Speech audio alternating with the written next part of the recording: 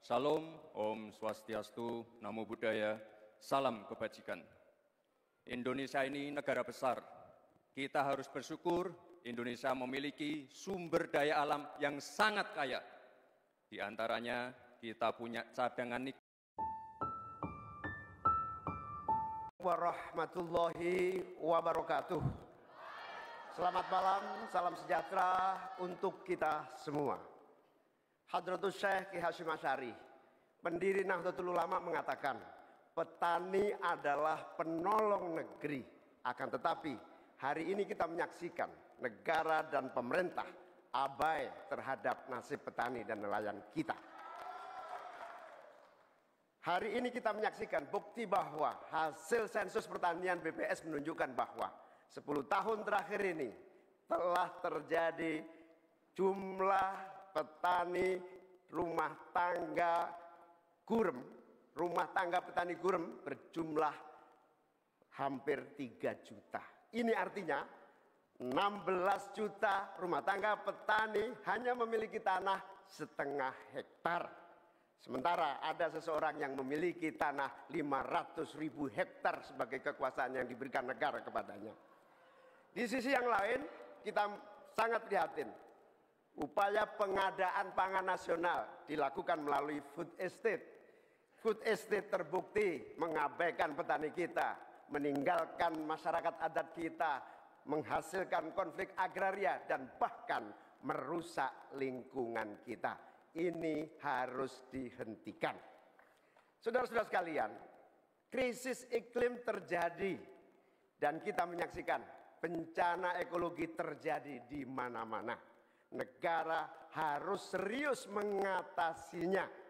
Tidak hanya mengandalkan proyek giant sea wall yang tidak mengatasi masalahnya. Kita harus sadar bahwa krisis iklim, kenyataan krisis iklim harus dimulai dengan etika. Sekali lagi, etika. Etika lingkungan. Etika lingkungan ini intinya adalah keseimbangan antara manusia dan alam. Tidak menang-menangan, seimbang manusia dan alam. Akan tetapi kita menyaksikan bahwa kita tidak seimbang di dalam melaksanakan pembangunan kita. Kita melihat ada yang namanya krisis iklim tidak diatasi dengan serius.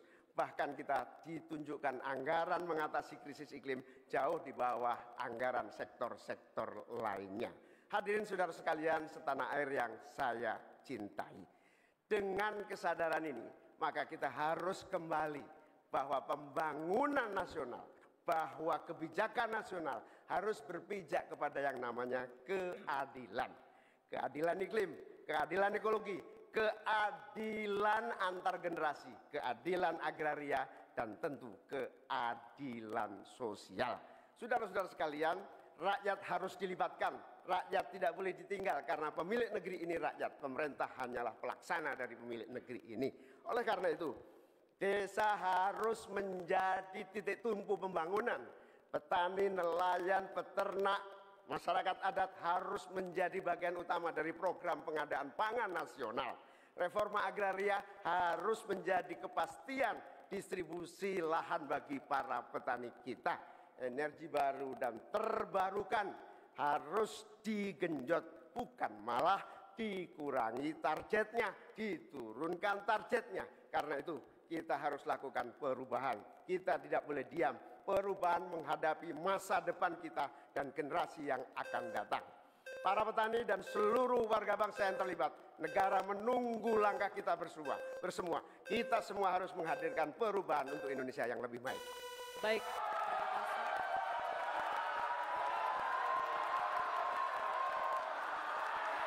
Cukup? Bapak Ibu cukup? Nanti kita berikan waktu di terakhir ya. Kita lanjutkan Cukup? Bapak Ibu ya. Tenang. Baik, terima kasih Bapak Muhaimin Iskandar. Selanjutnya, kami persilakan calon wakil presiden nomor urut 2, Bapak Gibran Rakabuming Raka untuk menyampaikan visi, misi, dan program kerja. Waktu Bapak 4 menit dimulai ketika Bapak berbicara. Assalamualaikum warahmatullahi wabarakatuh. salam sejahtera, Salam, Om Swastiastu, Namo Buddhaya, salam kebajikan. Indonesia ini negara besar. Kita harus bersyukur Indonesia memiliki sumber daya alam yang sangat kaya. Di antaranya kita punya cadangan nikel terbesar di dunia, timah terbesar nomor 2. Oleh karena itu, program hilirisasi harus dilanjutkan dan diperluas cakupannya. Tidak hanya hilirisasi tambang saja, tapi juga hilirisasi pertanian, sektor maritim, dan juga hilirisasi digital. Intinya, kita tidak boleh lagi mengirim barang mentah. Untuk mengurangi ketergantungan pada energi fosil, kita akan dorong transisi menuju energi hijau, seperti bioaftur, biodiesel, dan juga bioetanol. Yang sudah dilakukan meliputi B35 dan B40. Potensi energi baru terbarukan kita juga luar biasa sekali. Bisa mencakup 3.686 gigawatt yang meliputi energi surya, angin, air, bioenergi, dan juga panas bumi. Oleh karena itu, kerjasama Pentahelix wajib untuk didorong. Bapak Ibu yang saya hormati, teman-teman sesama anak muda, jika agenda hilirisasi, pemerataan pembangunan, transisi menuju energi hijau, ekonomi kreatif, UMKM bisa kita kawal, insya Allah akan terbuka 19 juta lapangan pekerjaan untuk generasi muda dan kaum perempuan. 5 juta diantaranya adalah green jobs. Green jobs ini adalah peluang kerja di bidang kelestarian lingkungan. Green jobs ini adalah tren peluang kerja masa kini dan masa depan. Untuk mendorong kesejahteraan petani, akan kita dorong terus ketersediaan pupuk dan bibit yang mudah dan murah.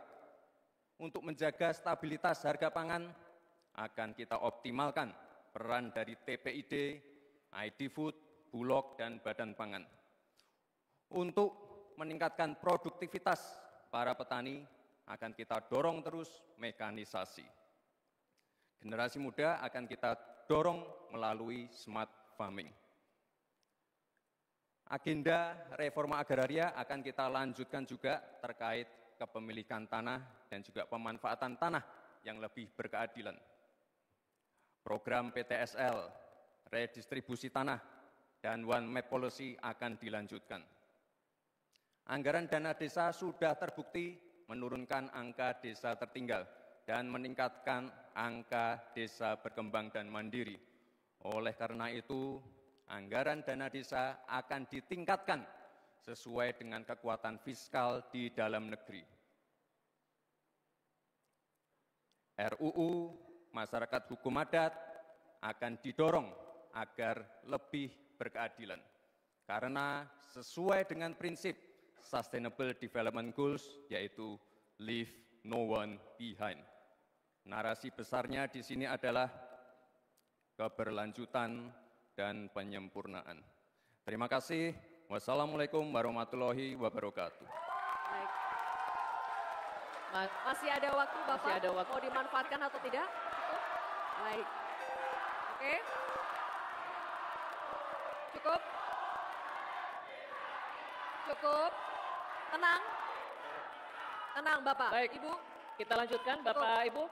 Kita lanjutkan. Cukup?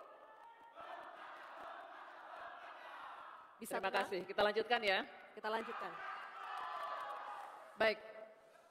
Nanti kita akan kasih kesempatan, kita lanjutkan dulu sesinya. Selanjutnya kami akan persilakan calon wakil presiden nomor urut 3, Bapak Mahfud MD untuk menyampaikan visi, misi, dan program kerjanya. Waktu Bapak sama, 4 menit dimulai saat Bapak berbicara. Silakan Pak Mahfud. Bismillahirrahmanirrahim, atas berkat rahmat Allah yang Maha Kuasa. Diskusi atau debat ini sangat penting karena menyangkut 3 hal yang akan menentukan, 3 hal yang akan menentukan masa depan negara kesatuan Republik Indonesia dan bangsa Indonesia, yaitu Tuhan, manusia, dan alam. Di dalam kearifan lokal, misalnya di Jawa dan Bali ada istilah Trihita Karana. Di Sunda, Jawa Barat ada Tritangtu, 3. Ada Trinitas, Trisakti, dan sebagainya. Di dalam kearifan lokal, bangsa Indonesia di masa lalu sudah biasa melakukan langkah-langkah untuk memberikan perlindungan atas lingkungan hidup agar lestari. Bahkan konstitusi kita juga menyatakan bahwa sumber daya alam itu harus dikelola dan digunakan untuk sebesar-besar kemakmuran rakyat. Saudara, sumber daya alam kita sangat kaya, tapi pangan belum berdaulat. Petani makin sedikit, lahan pertanian makin sedikit, tapi subsidi pupuk makin besar. Pasti ada yang salah. Petaninya sedikit, lahannya sedikit, kok subsidinya setiap tahun naik? Pasti ada yang salah.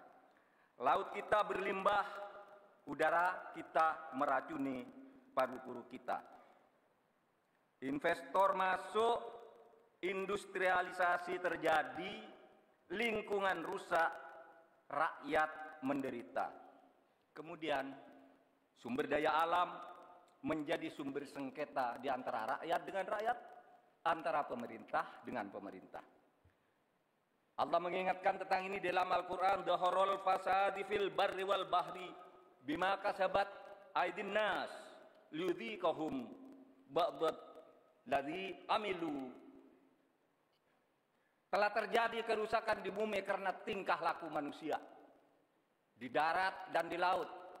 Ini ditunjukkan oleh Allah agar manusia sadar bahwa mereka telah merusak alam di negaranya yang dikuasai seharusnya oleh bangsanya. Saudara, saya katakan ini tidak mudah, tapi hanya 2 kuncinya, komitmen dan keberanian.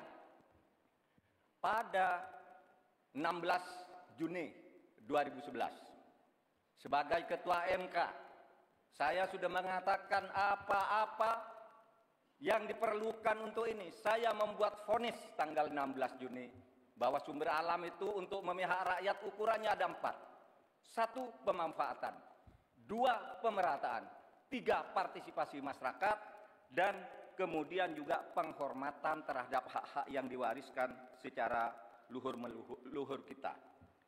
Kami akan gunakan 4 tolok ukur itu. Tetapi saya tidak melihat pemerintah melakukan langkah-langkah apa sih yang diperlukan ini untuk menjaga kelestarian lingkungan alam kita. Maka kami punya program petani bangga bertani di Laut Jaya, nelayan sejahtera. Jangan misalnya seperti food estate yang gagal dan merusak lingkungan. Yang benar aja, rugi dong kita. Terima kasih. Assalamualaikum warahmatullahi wabarakatuh. Baik, terima kasih Pak Mahfud. Baik, terima kasih kepada ketiga